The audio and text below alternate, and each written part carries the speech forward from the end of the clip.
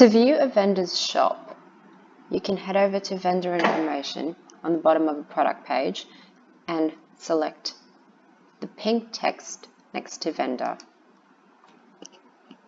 This will take you to the vendor's storefront. On the left-hand side, you'll be able to see more of their information, their location, their contact details, any ratings that they have, and their store's opening hours. If you head down to products and select that, you'll be able to view all their products which follow. In this case, you can see a discount that they're currently offering, which is a Mother's Day special. So that's your coupon code over there, and that expires in 4 days. If you select terms and conditions, you'll be able to view any terms and conditions that they have or any shipping policies that they add to their store. The reviews section will show you any reviews. In this case, there is none. So we'll move over to vendor biography, and that's a bit more information that the vendor has added about themselves.